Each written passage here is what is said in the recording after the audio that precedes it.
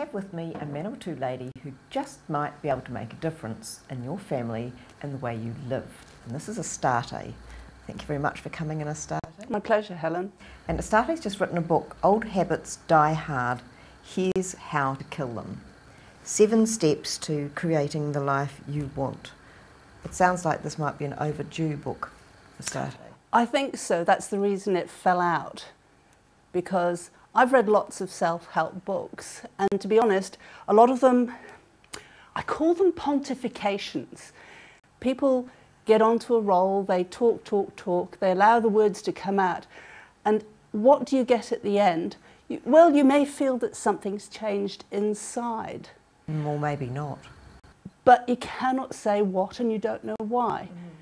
And if you can't repeat what you think you might have learned, then you haven't really learned it.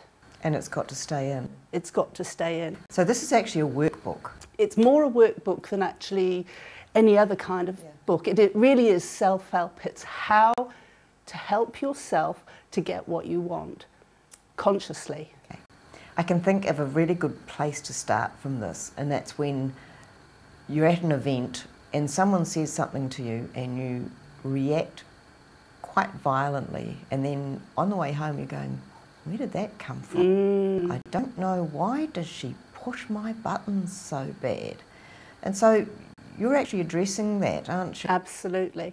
What happens is that during our childhood, more often than not, before we even have speech in our lives, things happen in our lives and we make it mean something. Now, when we have no words to describe how we feel, as is the case before we learn how to speak, then it's all done on emotion. So what comes out in those moments is a gut reaction, an emotional reaction that we have no explanation for. And so we go back and have a look at where you've experienced this in your life before, and then you can deal with it. So some of that is to do with your placement in the family, isn't it? Significantly, yes. Yes, if you're the youngest, you get picked on, or you're the middle child, you get ignored. And if you're the eldest, actually, if you're the eldest, you're the one that gets the experimental work done on you. And then the eldest can often resent how easy it is for the subsequent siblings. Exactly. My sister doesn't know where I get all my problems from. In her experience, she's younger than me, 10 years younger, and she didn't have anything like the same upbringing that I had, bless her. She was, if you like, she was the golden child. She was also very precious because she wasn't well when she was newly born. And my mother doted on her. My grandmother, who lived with us, doted on her. And my grandmother was actually more her parent than my mum and my dad, because mum and dad went out to work. So my sister, also called Helen, had an upbringing which was about dotage, getting what she wanted, but also having a very square view of the world, that she was wanted, that she was loved, that there was no... I don't think she was ever smacked. She never needed it. She had everything she wanted. And your experience, on the other hand, as the oldest child was quite a different one.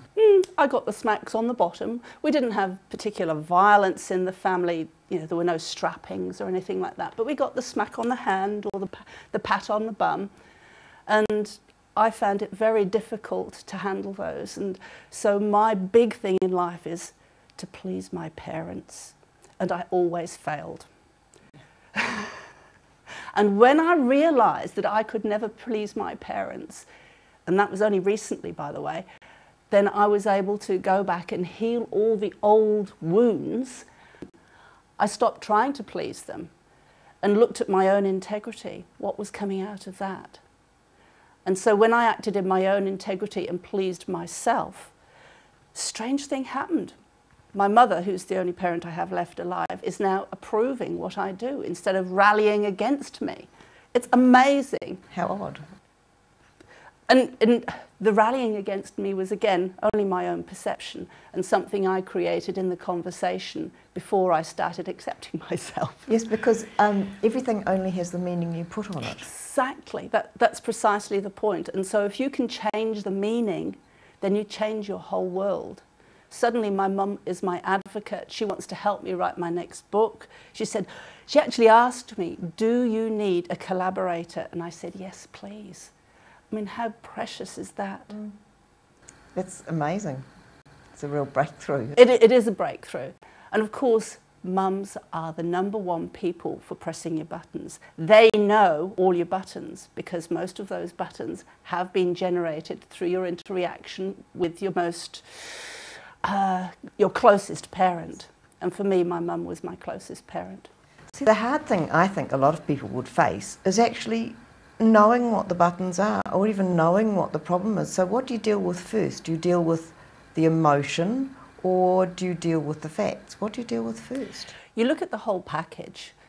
One of the things that I advocate in the book is drawing up a mind map. Now, a mind map is where you have a circle in which you put your prime question. And from that, you have little lines coming out to new bubbles, which have got new concepts in them. By drawing a mind map, it helps you to analyse what your thoughts are, where they're coming from, and what you can actually do about them. You don't need to go down to that very first moment necessarily. Okay. So you can keep it in the present. You can keep it in the present. Because a lot of people would find that it's just too scary. True. In a lot of cases, it's too traumatic. It's too traumatic. Yeah. I was reading just recently about being conscious, and some people are incredibly unconscious in areas because it's just too painful to go there. Yes. So you've got a treatment called you've got a system called EFT. Correct. EFT stands for Emotional Freedom Techniques. It's a specific technique which was developed by a man called Gary Craig, and he has made it available to the whole world, folks, for free. Mm-hmm. However, when you are learning EFT, it's all very well to know the techniques. It involves tapping meridians. You've heard of acupuncture. You tap the acupuncture meridians, and they may be on your face, yeah. They may be on your hands, and you make specific affirmations which then help you to clear the emotional rubbish. I understand that. Is it NLP? Was the other? Which is NLP, neuro-linguistic programming. Again, NLP doesn't involve the tapping. NLP is really about language, how we use our language and how we reprogram our thinking through language. It's about creating anchors. Now, I touch you there because the forearm is one of the anchor points. If somebody's working on you with NLP, they may well touch you at a certain point when they're trying to change a particular thought pattern. Mm-hmm. So that point will become an anchor for a new way of thinking. So you remember being touched? And all you have to do is touch that part of your body to generate a new emotion, a new way of thinking. How interesting. The body is so much a part of our thought system. Now here's where we get into the technical stuff, if you like. Our bodies are so incredibly like a computer. Each cell is like a microchip. Wow. Each cell has a liquid crystal cell wall which is capable of storing information. There's a guy called Bruce Lipton who has done a lot of research into cell wall technology, and he's found that cell walls are like liquid, and sensors can form in the cell wall and can be moved about. They can be pulled out of the cell wall, new sensors can be put in, and these sensors are like, they have a receptor on the end. And an emotion that you feel is always represented by a chemical which can match these receptors. You've probably heard of this. Now, if you've got receptors in all your cells which accept negative feelings, then the large amount of feeling that you're going to feel is negative. What I teach in this book is how to change those receptors in the cells such that you can start generating positive receptors being developed in the cell, so you get more positive feelings. So you can actually completely change your internal chemistry. You reprogram yourself, literally reprogram yourself. If your predominant thoughts are negative, you feel a lot of fear or anger, or you feel that your anger triggers are operated too quickly, by mental processes, by following the steps in this book, you can change the way your cells behave. You can change your personal reaction. Wow. It's huge. That's powerful. So instead of having to change your circumstances or change where you live or who you live with, you could change the way you see it and perceive it. It's all perception. Everything is perception. I've moved from owning a house through a financial mistake that I made. I mean, I don't mind admitting that. I bought a shop, it didn't work, and I had to sell my house to pay for my expenses. So I now live in rented accommodation. Do you know what? I'm so happy. It doesn't matter that I don't own a house anymore. In fact, you've been released because you don't have insurance or mortgages. Exactly. So I look at things from a completely different way these days. So sometimes the fear is worse than the event itself. Exactly. Well, I think people know that anyway. It's that sense of anticipation that we have, the fear that there is going to be a saber-toothed tiger that we have to run away from is more profound than actually running from the saber-toothed tiger. When you're actually running, you're active, you're doing it, your body's doing what it's doing, you find a tree, you jump up it, and hopefully the saber-toothed tiger runs beneath. Yeah. Hope you can't climb trees. Oh, okay, well, let's not get into technicalities. But the key is, most of us spend our time anticipating saber-toothed tigers. That saber-toothed tiger. And that's very true. So, but if you're living in fear and trepidation most of the time, you're missing out on everything, aren't you? Absolutely, everything. You're missing out on joy, you're missing out on enjoying family, friends, you're missing out on enjoying the good parts of work. Well, there's got to be a point in living. You've got to have a good life. I think so. Otherwise it's just miserable.